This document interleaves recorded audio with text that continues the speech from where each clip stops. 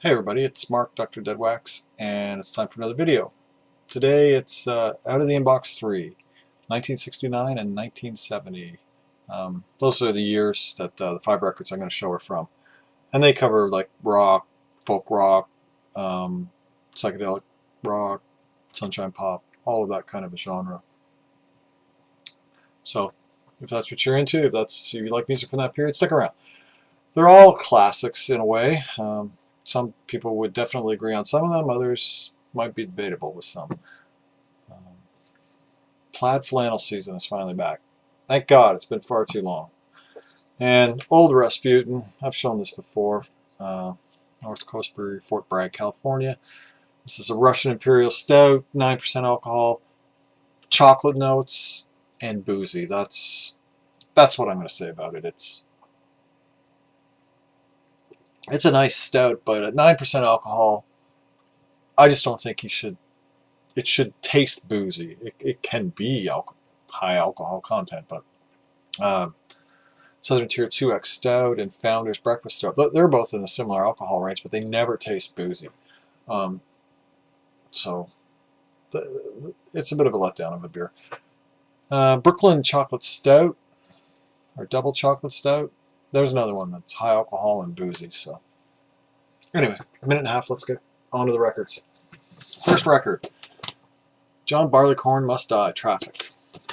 As you can tell by the barcode, this is a late 70s, early 80s reissue from Island. It's on a black US Island label.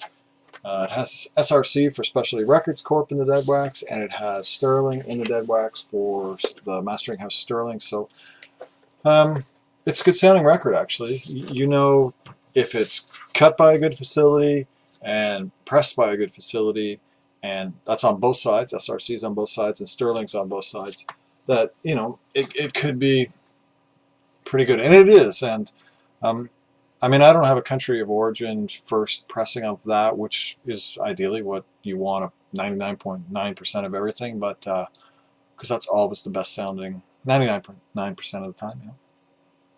There has to be exceptions to prove the rule, but that's basically the rule. So I didn't have that anyway. I had a First Canadian that was kind of noisy. Saw this for $3. Dead mint vinyl, so it's a good upgrade compared to what I had because it's listenable. And not to get into my usual rant, but I'm not big on reissues, especially modern CD on vinyl reissues. But you know, it's nice to have something you can listen to. I think that's the priority, and then try and find something that sounds the best.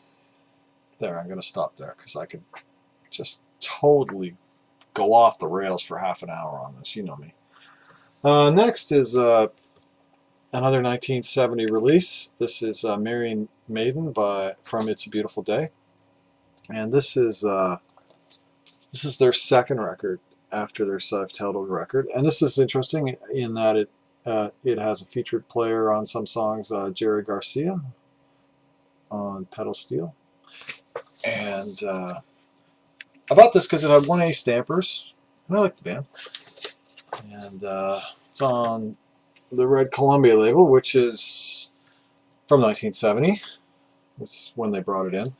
And I thought it might be a first pressing because with the 1A stampers. And there are first pressings of this with 1A plates that have the 2i label. And I think this is probably an example. It has an advertising inner with here's how records give you, I don't know, the best of all worlds or whatever the hell it is. Where was I? So this, even though it has 1A stampers, there are others with 1A stampers that have an older label. And because the record was released in October of 1970, and 1970 was the year that Columbia transitioned from the 2i label to this solid red label, and they would press records in multiple plants. I think this is an example of a situation where one plant would be out of the 2i labels, so they would be using the new stock to press a record with 1A plates, and another plant would cut their own plate from a different tape and have still still old stock left of the 2i label, and they would still be printing with it. This is kind of how, like in Canada, you can get gold Electra pressings of Doors records that in the U.S. were not released. They were released on red Electra. So it's kind of the same idea. So I'm pretty comfortable in thinking that this is actually a first pressing, but you know, not 100% sure. But I know it wasn't pressed again by Columbia. That was the only pressing of it. It was pressed again by I think San Francisco Sound, and it was pressed by the Japanese in the 80s. So I'm pretty confident this is the first pressing. This is probably pressed in 4 or 5 plants, potentially, at least 2.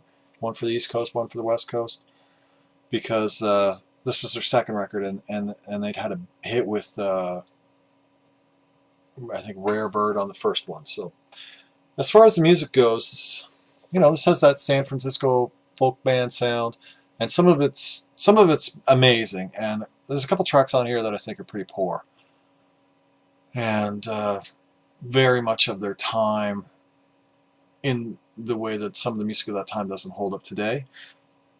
So I can't say that this is an absolute gem of a record, but a lot of this record is fantastic, and you know, I recommend it, but I recommend the first one more for sure. Next is 1969, just a stone dead classic folk rock record. This is from the UK band the Pentangle, and this is their third record called Basket of Light.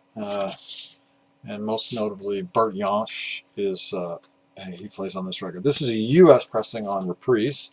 This is the first U.S. pressing on Reprise with 1A plates. So I paid $5 for that Basket of Light, or sorry, that Marrying Maiden. I paid $5 for this too, and this is got 1A plates, which is just fantastic to find. Ideally, you know, I want a first UK pressing on transatlantic with A1 and B1 plates, but those aren't cheap. You know, you're getting into real money to find something like that that's as clean as this one is, which I got for $5, and it has the Lost Leaders inner. And this is just a gem of a record. This is a masterpiece. Basket of Light. I don't know if everybody would agree with me, but it's my favorite that I've heard from Pentangle, and I have 3 of their records, so this is a masterpiece. It's just a total gem. Nice gatefold. For $5, can't go wrong. If you see this record, you should buy it. Another one from 1969. This is a Canadian record, but this is a U.S. pressing. This is the Poppy Family and Which Way You Goin' Billy, featuring Susan Jacks. Susan Jacks, Canadian, and then the guy behind her is Terry Jacks, whom she married. That was her husband.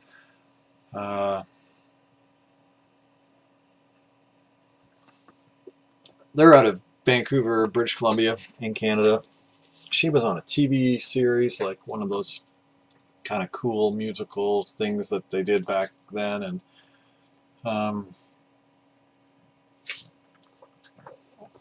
well, bottom line, this is an album for everyone. So they got together, they got married, they recorded this record, they brought in a couple other players, one of whom being Satwant Singh on tabla, and this is a fantastic record. It's kind of hard to get here. This is kind of something people are always looking for at record shows. I've heard people ask for the Poppy Family a lot. I've never seen it before, and I came across a U.S. pressing in the States for $5. It's a little beat up, easily VG to VG minus. It's got a couple spots that tick for a few minutes each, but what a great record. This is like sunshine, pop, and psych mixed together. The tabla on this record is fantastic. I really, look up Look up Which Way You Goin' Billy on YouTube, and look up, there might be a playlist for the whole album on YouTube, but this is a real gem. I got to find a cleaner copy of this that is affordable, because this can get a bit of money again, and it seems to get more money locally than it does on eBay, so that's kind of funny. And this is U.S. pressing, like I said. It's on London, the Blue London label, and it has Bell Sound and the Deadwax, and SF for Sam Feldman. And you know, good records came out of Bell Sound. They pressed the first Beatles Blue and Beatles Reds, for example, in North America, and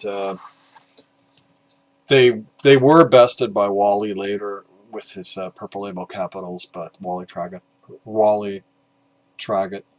But I said that wrong, but whatever. He anyways, two-sided Bell Sound, so you can't really go wrong. And I think, you know, I've got to recommend that record pretty highly. Totally blew my mind. I thought, you know, what the hell's this? But it's a pop record for sure. It's commercial, but it's, you know, it's going for that kind of commercial sound. But it's got this great tabla, psychedelic, sunshine pop thing. It's fantastic. And last is Exuma. I talked about this record when I picked it up. I think it might have been in my first or my second After the Dig, but all this artwork is from the artist, and his name was McFarlane Gregory Anthony McKay. He was from Bahamas, and he moved to New York City in 1959 to study architecture, according to Wikipedia. And this is a folk record in that it's very traditional to the sounds that he kind of brought with him from the Bahamas, and then kind of amalgamated with the New York kind of folk scene, because he came in 1959, early 1960 to New York City, and kind of abandoned school and just started performing in Greenwich Village, and he was performing with people like Bob Dylan and Richie Havens, Jimi Hendrix, Barbra Streisand, and it's on the Mercury label, the nice old Mercury with the band of Mercuries around it. Anyway, this record is his sound is classified online as a blend of calypso, junkanoo, reggae, African music, and folk music, and it is all of that. It's great. I love this record. It's such an unusual soundscape that you don't hear a lot of, and you know, you hear a lot of island music, but it takes that and kind of brings it more to the folk, the early 60s, late 60s folk mainstream. This record's from 1970. He was discovered by somebody who was associated with the Blues Magoos, and he did two records on Mercury before he moved to Kama Sutra. And the songs are Exuma the Oba Man, which is Oba is like voodoo and other folk religions from the islands that were brought from Africa. And Junkanoo is another song on here, and that's a kind of a sound, like a genre of music. This is a really, really, really cool record. I really enjoy it. I got this for $5, and I left it somewhere, and I went back a week later, and it was still there after I looked it up, and I listened to a track of it online. So I was really happy that was the case. And it also has the original inner. And it's pretty good. I mean, it's strong VG to VG plus. It's got a few little bumps and nicks in it, and but they don't really sound too distracting. So it also has an R written in a dead wax with a, it looks like it has a little tail coming off, like coming forward off the bottom of the R that could possibly be interpreted as an L. And if it's RL, it's Robert Ludwig. And I could see that this is potentially Robert Ludwig, because this record sounds really good. But, and it's also a possibility, it's got this R, and then it just kind of goes from the bottom forward. So, another reason why I think it's potential, like I'm not saying it is, but it could potentially be a Robert Ludwig, because Mercury, whom this is on, in the early 70s, they spun their plate cutting business off, because they cut plates for other people, into a company called Masterdisc. And Masterdisc RLs are everywhere. So we know that Robert Ludwig cut plates for Masterdisc. It's not too big of a stretch that he cut plates for Mercury, because Mercury's in-house cutting facility became Masterdisc. So I don't know, maybe not, but he was definitely cutting plates around that time. He was definitely signing his name differently on lots of records. The signature that he has on, for example, on Zeppelin II from 1969 is not the same as the signature that he uses on the Masterdisc RL. So this could have been another evolution. And it looks kind of similar. Anyways, 16 minutes. Let's stop there. That's enough. So again, John Barleycorn Must Die from Traffic. That's a pretty classic record. Not my favorite, but can definitely recommend it. I can recommend this. Lots of strong moments, just a few weak ones. This is a fucking jam. This is a total surprise. Find this one on YouTube and give it a listen. And find this on YouTube too. This is fantastic. This is a really, really cool record. And not that easy to find, but definitely worth listening to. And then if you like it, tracking it down. So that's it, everybody. Have a great day. Keep the record spinning.